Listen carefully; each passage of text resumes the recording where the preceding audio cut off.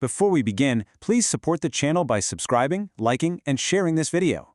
Constructive discussion is always welcome, and we invite you to share your views and insights in the comments. Market breakdown, AI CapEx, hedge fund dynamics, and institutional portfolio shifts. This video presents a direct informational narration of the source document.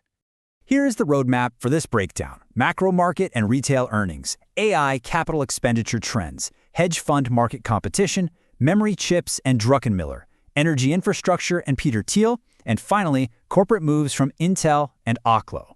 Section 1, Macro Market and Retail Earnings, focusing on consumer spending and the FOMC. Looking at consumer spending in July ahead of major retail earnings from Walmart, Home Depot, and Lowe's, as well as the upcoming FOMC minutes, we're seeing a distinct K-shaped economic divergence. On the high-income side, there's significant resilience. Target stock is up 93% since its November low of $80. But on the low-income side, there's real pressure. McDonald's executives have noted severe consumer anxiety, with the CFO specifically highlighting how gas prices are impacting lower-income households. Moving to Section 2, AI Capital Expenditure Trends and Sustained Investments. Following a brief rotation into economically sensitive sectors, AI-related stocks have reclaimed market dominance. To see why, look at Palantir. They recently disclosed to potential investors a staggering 14 times year-over-year revenue growth for the second quarter.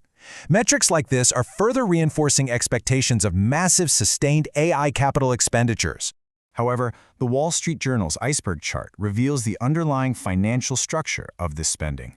Above the surface, you have standard on-balance sheet liabilities, but below the surface, tech and cloud giants hold a massive $3 trillion in hidden future cloud debt and uncommenced lease commitments. This off-balance sheet leverage has raised warnings of a potential burst by 2027. Section 3. Hedge fund market competition, focusing on Citadel versus Jane Street. We're seeing a massive institutional clash in the quantitative trading space between two absolute giants. Citadel, founded in 1990 by Ken Griffin, operates with high public visibility. Griffin is a top political donor wielding significant regulatory influence. Contrast that with Jane Street, founded in 1999.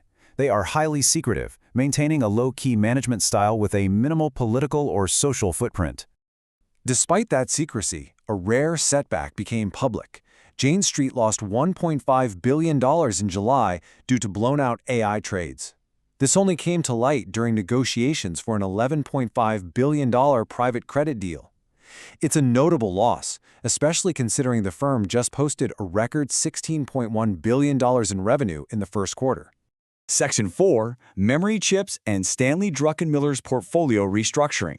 Driving a lot of this positioning is a severe hardware bottleneck. The chairman of SK Hynix warned that next year may become the most severe memory shortage year in recent history. This severe upcoming shortage of high-bandwidth memory is driven by explosive AI server demand, which has tech giants fighting for advanced contracts. In response to these dynamics, the Duquesne family office, managed by Stanley Druckenmiller, executed a massive Q2 restructuring. They aggressively expanded their Amazon holdings by 10 times and doubled their calls. They also bought heavily into TSMC, Google, AMD, Meta, Tesla calls, Iran, and Riot. Simultaneously, they completely liquidated their positions in major legacy semiconductor players, including Broadcom, Intel, and Micron. Section 5. Energy infrastructure and Peter Thiel's concentrated bets. After a two-quarter period of holding no U.S. stocks, Peter Thiel returned to the market with a highly concentrated 8-stock portfolio. His top holding is Amazon, followed by the Argentine oil and gas company YPF.